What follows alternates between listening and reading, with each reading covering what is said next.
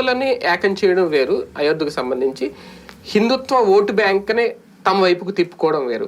Vote bank విషయంలో అయోధ్యను చూసి ఎంతవరకు ప్రయోజనం ఉంటుంది బీజేపీకి? నార్త్ ఇండియాలో ఆ ఇంపాక్ట్ ఉంటుంది. మీకు ఎప్పుడూ కూడా ఈ దేశంలో నార్త్ ఇండియాలో భారతీయ జనతా పార్టీ ఎందుకు గెలుస్తూ వచ్చింది, అట్లాగే తెలంగాణలో భారతీయ జనతా పార్టీకి ఎందుకు ఇంప్రూవ్ అవుతుంది అంటే, where there is a struggle there must be a leader. ఎక్కడైతే పోరాటాల నుంచి నాయకత్వపు గుర్తింపు ఉంటుంది. ఈ దేశం మీద దండయాత్రల ద్వారా ఎక్కువ నష్టపోయినటువంటి ప్రాంతం ఉత్తరాది. ఈ ఇతర దేశాల నుండి వచ్చినటువంటి ముస్లిం రాజుల హింసాకాండకి బలైంది ఉత్తరాది. తర్వాత కాలంలో కూడా ముస్లిం బుజ్జగింపు రాజకీయాల వలన నలిగిపోయిన జాతి హిందువులు అక్కడ. అలాగే మీకు ఎప్పుడైనా సరే శత్రు దేశాలు యుద్ధం జరిగితే ఫస్ట్ ఎఫెక్ట్ జరిగేది నార్త్ ఇండియా. మనం వచ్చేటప్పటికి బ్రిటిష్ వాళ్ళకు అనుసరణలో పరిపాలనలో ఉండటం, బ్రిటిష్ వాడిని మెప్పించి వాడి చదువులకి మనం లొంగిపోయి ఆ రూట్లో వెళ్ళిపోవడం వల్ల మన ఆలోచన తీరు వాళ్ళ ఆలోచన తీరుకి ఎక్కువగా ఉంటుంది. సౌత్ ఇండియాలో అందుకే మీకు ఆ ఇంపాక్ట్ తక్కువ ఉంది, నార్త్ ఇండియాలో ఇంపాక్ట్ ఎక్కువ. ప్రతిదానికి కూడా మంచి వెనక చెడు ప్రచారం అనేది ఖచ్చితంగా ఉంటుంది. ఈ అయోధ్య విషయంలో కూడా హిందువులు పెద్దగా ఈ అంశాన్ని పెద్దగా పట్టించుకోవట్లేదు. మరి కాంగ్రెస్ చేస్తుందో లేదంటే వేరే మతం వాళ్ళు చేస్తున్నారు.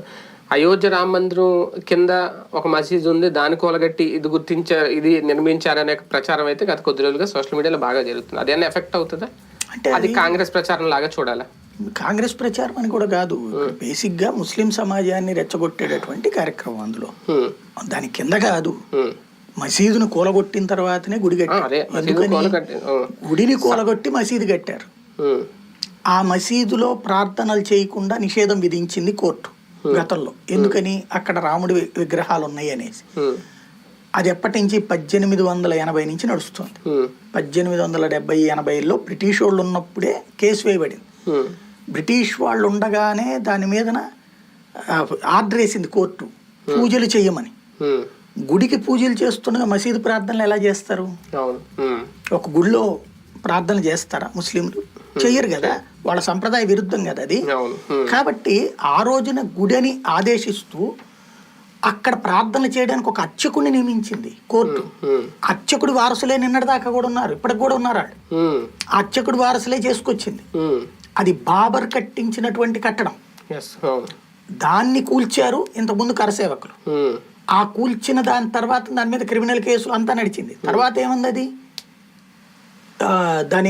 అదంతా లెక్క తీసాక, పురావస్తు శాఖ లెక్కలన్నీ తీసాక అది వాళ్ళదే అని చెప్పింది. గుడి హిందువుల గుడి అని తేల్చి చెప్పింది కోర్టు. చెప్పిన తర్వాత ఇప్పుడు దాని కింద మసీదు ఏముంటుంది? ఇంకా ప్రాక్టికల్ గా విగ్రహాల మీదన మసీదు కట్టారు. అది కూలగొట్టిన రోజున తీయబడినటువంటి దాని కిందన ఆ విగ్రహాలు ఆనాటి లెక్కలు వస్తే వాటిని పురావస్తు శాఖ అంచనా వేసి 500 సంవత్సరాల క్రితం అక్కడ గుడి ఉందని లెక్క కట్టింది.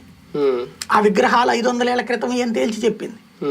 కాబట్టి అదేది 1000 ఏళ్ల క్రితం, 1500 ఏళ్ల క్రితం అని ఏం తేల్చి చెప్పింది.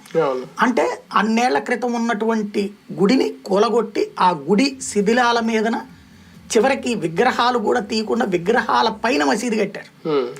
దాన్ని ధ్వంసం చేసిన తర్వాత జరిగినటువంటిది. దాని పూజలు కూడా ఆపివేయబడింది. ఇస్లాం చట్ట ప్రకారం కూడా, మతాచార ప్రకారం కూడా ఇన్ని సంవత్సరాల పాటు అక్కడ ప్రార్థనలు జరగకపోతే అది పనికిరాదని చెప్పబడుతుంది. ఆ లెక్కనే అక్కడ ప్రార్థనలు ఆపేయమంటే తర్వాత ఎప్పుడైతే అయోధ్య రామ మందిరం ఇష్యూ బిగిన